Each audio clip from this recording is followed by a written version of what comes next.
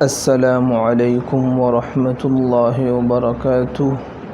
ناظرین گرامی، استقبال ہے آپ کا میسج آف اسلام میں احمد واسع قاسمی آپ کے سامنے ایک نئی ویڈیو کے ساتھ حاضر ہوا ہوں۔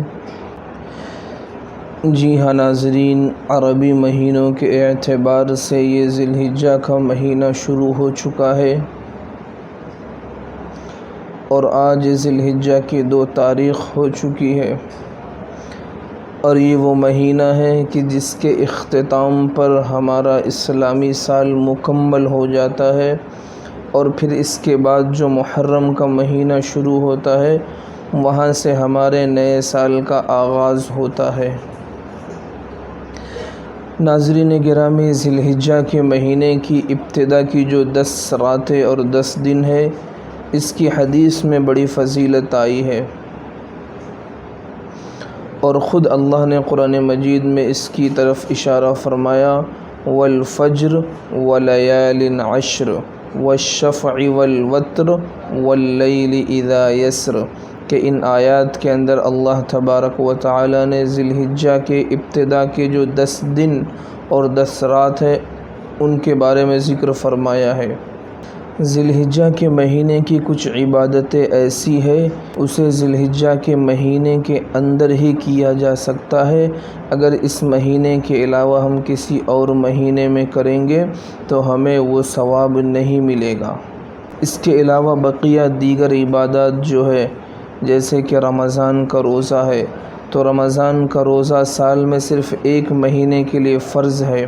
لیکن اس کے علاوہ اگر پورے 11 مہینے میں آپ نفلی روزہ رکھتے ہیں تو آپ کو اس کا ثواب ملے گا۔ اسی طرح دن کے اندر 5 نمازیں فرض ہے، ان 5 نمازوں کے علاوہ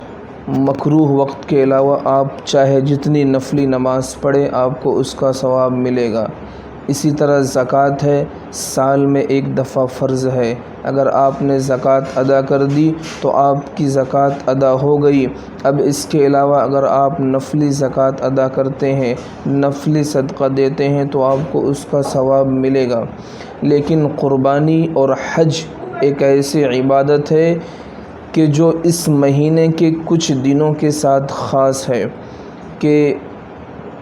حج جو ہے وہ اس مہینے کے ساتھ خاص ہے۔ اب ہم سوچیں کہ اس کے علاوہ کسی اور مہینے میں حج کریں تو ہمارا حج نہ ہوگا، نہ قبول ہوگا، نہ اس کا ثواب ملے گا۔ اسی طرح ہے قربانی، یہ 3 دن ہم پر واجب ہے، 10 ذی الحجہ، 11 ذی الحجہ، 12 ذی الحجہ۔ اب اس کے علاوہ کسی اور دن کوئی کرتا ہے، مثلا 9 ذی الحجہ کو اگر قربانی کرتا ہے یا 13 ذی الحجہ کو کرتا ہے تو وہ قربانی ادا نہیں ہوگی، اسے قربانی کا ثواب نہیں ملے گا۔ تو کچھ عبادتیں ایسی ہے جو صرف ذی الحجہ کے مہینے کے ساتھ خاص ہے۔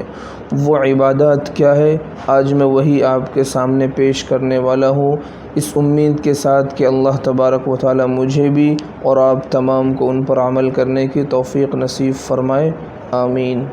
ذی الحجہ کے مہینے کے سب سے پہلا جو عمل ہے جو 1 تاریخ سے شروع ہوتا ہے وہ ہے ناخن اور بال کا نہ کاٹنا، کہ حدیث میں اللہ کے حبیب صلی اللہ تعالی علیہ وسلم کا فرمان ہے کہ جو شخص قربانی کرنے کا ارادہ رکھتا ہو اور وہ قربانی کی نیت کرتا ہو اور وہ قربانی کرنا چاہتا ہو تو اسے چاہیے کہ ذی الحجہ کا چاند دیکھتے ہی اپنے بال اور ناخن کاٹنے سے اپنے آپ کو روک لے، اور یہ 10 دن تک اسے ان چیزوں سے رکنا ہے، جب تک اس کے نام کی قربانی نہ ہو جائے اس وقت تک اسے نہ اپنے جسم کے کہیں کے بال کاٹنے ہیں اور نہ اسے ناخن تراشنا ہے۔ یہ تو اللہ کے حبیب صلی اللہ علیہ وسلم کا فرمان میں نے آپ کے سامنے بیان کیا کہ آپ نے فرمایا کہ جو شخص قربانی کا ارادہ رکھتا ہو تو اسے چاہیے کہ نہ وہ اپنے ناخن کاٹے اور نہ اپنے بال کاٹے جب تک اس کے نام کی قربانی نہ ہو جائے۔ اب سوال یہ ہے کہ یہ جو اللہ کے حبیب کا حکم ہے یہ حکم کیسا ہے،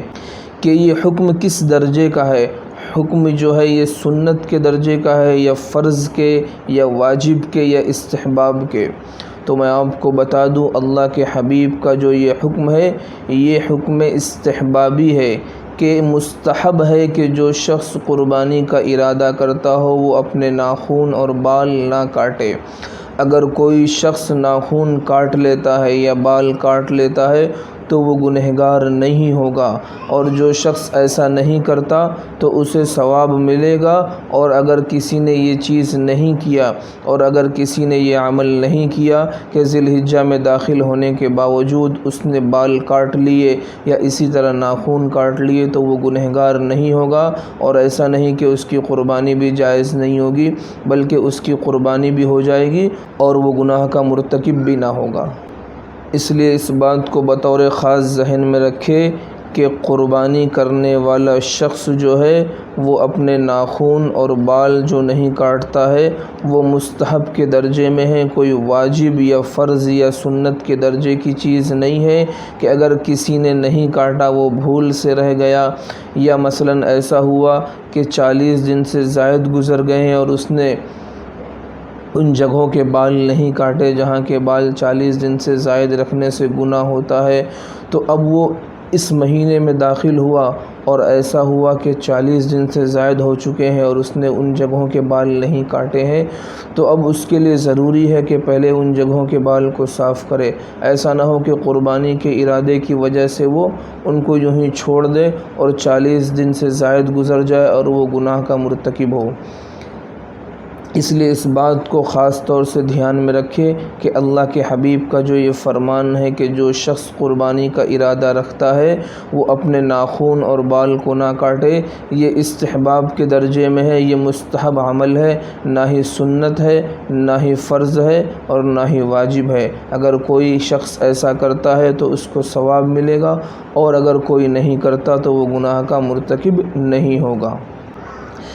اسی طرح ناظرین گرامی، ذی الحجہ کے مہینے کے ابتدا کے جو 9 دن ہے اس کے دن اور رات کی عبادت کا بھی بڑا ثواب ہے۔ اللہ کے حبیب صلی اللہ تعالی علیہ وسلم کا فرمان ہے کہ جو شخص ان 9 دن کے اندر روزے رکھتا ہے تو اللہ تبارک و تعالی اسے ہر دن کے بدلے پورے سال کا ثواب عطا فرمائیں گے، کہ اگر کوئی شخص ایک دن روزہ رکھے گا تو اس ایک دن کے روزہ رکھنے کا اسے 1 سال کا ثواب عطا فرمائیں گے۔ اور 9ویں ذی الحجہ جسے عرفہ کا روزہ کہا جاتا ہے، اگر کوئی عرفہ کا روزہ رکھتا ہے تو اس کے بارے میں حدیث میں آیا ہے کہ اس کے 1 سال کے پچھلے اور 1 سال کے اگلے گناہ اللہ تبارک و تعالی معاف فرما دیتے ہیں۔ تو ناظرین گرامی، یہ ذی الحجہ کے ابتدائی 10 دن کی کچھ عبادتیں تھیں جو میں نے آپ کے سامنے پیش کی، کہ جن میں سے پہلا عمل یہ ہے کہ اگر کوئی شخص قربانی کا ارادہ رکھتا ہو تو وہ اپنے بال اور ناخن کو نہ کٹوائے، اور دوسرا عمل جو ہے ذی الحجہ کے 9 دن کے روزے رکھنا، یعنی 1 ذی الحجہ سے لے کر 9 ذی الحجہ تک کے لگاتار روزے رکھنا۔ اور اس روزے کا ثواب کیا ہے کہ 1 روزے کے ثواب میں 1 روزے کے بدلے اللہ اسے پورا سال روزہ رکھنے کا ثواب عطا فرمائیں گے۔ تو یہ چند باتیں ذی الحجہ کے ابتدائی 10 دن کے حوالے سے تھی جو میں نے آپ کے سامنے پیش کی۔ امید کرتا ہوں کہ آپ کو آج کی ہماری یہ ویڈیو پسند آئی ہوگی، تو ہماری اس ویڈیو کو اپنے دوست احباب تک شیئر کرنا نہ بھولیں، اور اگر آپ ہمارے اس چینل پر نئے ہیں تو ہمارے اس چینل کو سبسکرائب کرنا نہ بھولیں تاکہ اسی طرح مزید اسلامی ویڈیوز اور دینی مسائل آپ تک بآسانی پہنچ سکے۔ السلام علیکم ورحمۃ اللہ وبرکاتہ۔